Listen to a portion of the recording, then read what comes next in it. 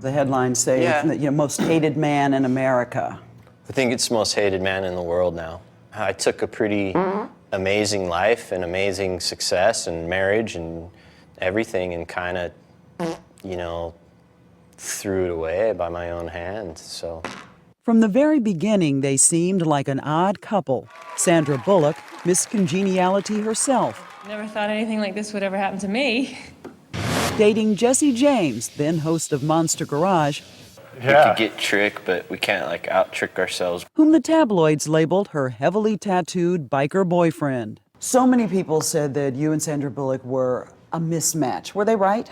I don't think so. I think the reality of it is we probably have way more in common than people realize. Like what? I think we're just both driven and both focused, on our careers. They met when Bullock's godson asked her to get him into James's West Coast Choppers, where he builds custom motorcycles that sell for up to $300,000. I assumed that she was a bitch and some Hollywood snob and didn't really give it two thoughts. And then I talked to her for a couple minutes and it was like getting hit in the head with a brick. Here's a woman that I had assumptions about and she couldn't be farther from that. She was intelligent and, it was like, wow, this is that's perfect to me, so. When I interviewed him 6 years ago for 60 Minutes too, pictures of the two of them together had just surfaced, but he didn't want to talk about that. I'm not talking about her. But soon it was out in the open. The bad boy and the girl next door were an item. How'd you start to woo her? I asked her out and she said no. And so, typical me, I'm not gonna really take no for an answer. And she said you sent a lot of emails and you were much more thoughtful than she imagined. It was a real courtship. For 5 years, they avoided the limelight, except when the red carpet beckoned. At home in California and Texas, she was a much-loved stepmother to James's 3 children from his 2 previous marriages, Chandler, Jesse Jr., and Sonny. How'd you two make this marriage work? Just live a normal life, there is no limelight when it's her and I trying to figure out who's going to take the kids to school and who's going to pick them up and what we're going to have for dinner and that type of stuff, it's just, it was normal. Why'd you do it? By 2009, Bullock was back at work in Atlanta, starring in the film The Blind Side. Tony here's your quarterback, all right? You protect his blind side. When you look at him, you think of me, how you have my back, how you have his, okay? But back at home, her husband was living a double life. You cheated on your wife? Yep. When the movie opened, it was Sandra Bullock's moment. And the actor goes to Sandra Bullock.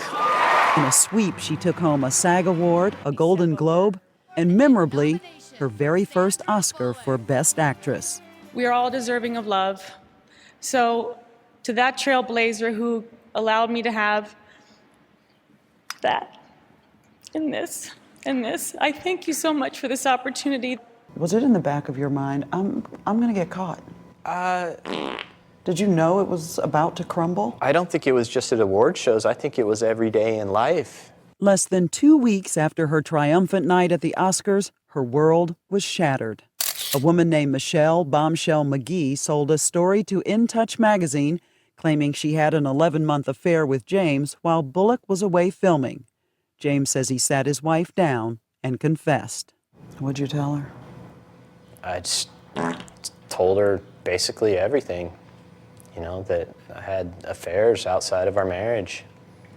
Did she have any idea any of this was going on, or did this hit her like a ton of bricks? I think she's had her suspicions, in the past, but, I lied my way out of it. I lied to everyone about everything, even to myself,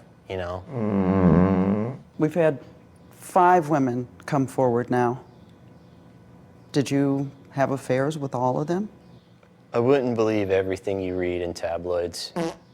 I was unfaithful to my wife, and I'm not going to put any kind of count to it. And just the fact that, You know, I took a perfect marriage and a perfect wife and perfect life and stepmother and like threw it away because of my actions. It doesn't matter. It could have been a million. It doesn't, you know, bad is bad no matter what it is.